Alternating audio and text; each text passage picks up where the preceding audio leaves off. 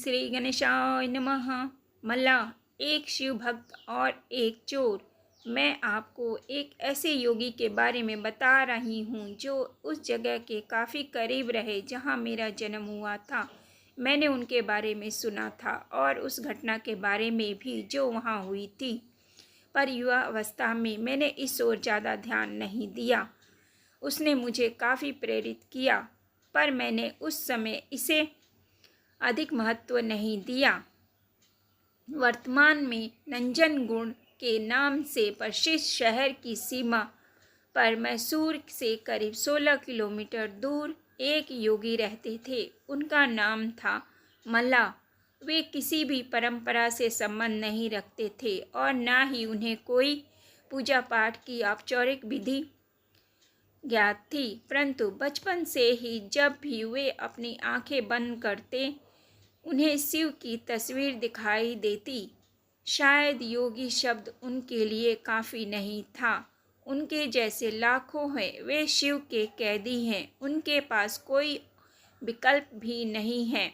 शायद मैं भी उन्हीं में के जाल में फंसा हूँ। हम उनकी तलाश नहीं करते, अभिमान के कारण शायद किसी की भी तलाश नहीं करते, पर उनके जाल में फंस अवश्य जाते हैं। शिव एक शिकारी थे। वे सिर्फ जानवरों को ही नहीं अपने जाल में फंसाते थे, अपितु इंसानों को भी अपने जाल में फंसा लेते थे। यह उन्हीं में से एक और था। मल्लाह शिव के सिवा और कुछ नहीं जानता था।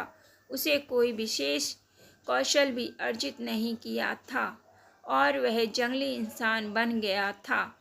यह तो उसे कभी विचार ही नहीं आया कि किसी को भी रोककर उसे अपनी ज़रूरत के लिए कुछ भी छीन लेना गलत भी हो सकता है, तो वह ऐसा ही करता था और एक डाकू के रूप में प्रसिद्ध हो गया। वह जंगल के उस रास्ते का नियमित डाकू बन गया जिसे लोग सामान्य तौर पर इस्तेमाल करते थे। वह रास्ता जहाँ वो राहदारी वसूल करता था, उस जगह का नाम पड़ा कल्लण मुलाई, जिसका मतलब है चोर का कोना। शुरू में लोगों ने उसे धिक्कारा, पर साल के अंत में लोगों से इकट्ठा किए गए एक एक पैसे को वह महाशिवरात्रि मनाने में खर्च कर देता। वह एक बड़ा भोज आयोजित करता। कुछ सालों के बाद लोगों ने उसे एक महान योगी के रूप में पहचाना और स्वेच्छा से योगदान करने लगे, और जो ऐसा न करते उसे योगदान देने के लिए प्रोत्साहित करने का भी उसे कोई पछतावा नहीं था।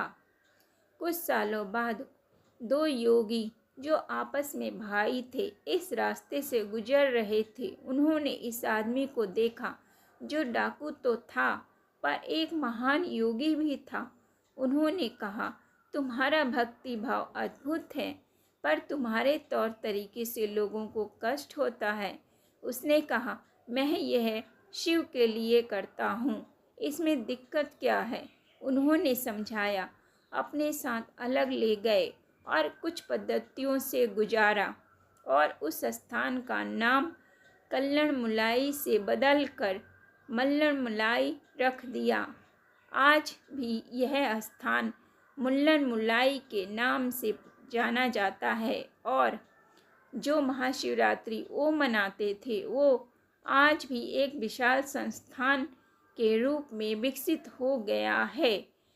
डकैती छोड़ के इन योगियों के साथ बैठने के करीब 1.5 साल के बाद उन्होंने महासमाधि प्राप्त कर ली। मल्लाह को इस प्रकार मुक्ति कराने के बाद दोनों योगियों ने भी उसी दिन अपने शरीर छोड़ दिए। काबिनी नदी के किनारे इन लोगों के लिए एक खूबसूरत तीर्थ स्थान निर्मित है जिसे आज भी मल्लण मुलाई के नाम से जाना जाता है। बोलिए ओम नमः शिवाय। ओम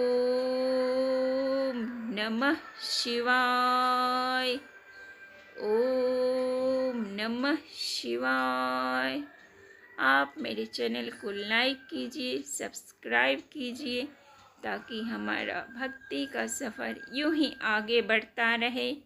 और प्रेम से बोलिए ओम नमः शिवाय, ओम नमः शिवाय, ओम नमः शिवाय।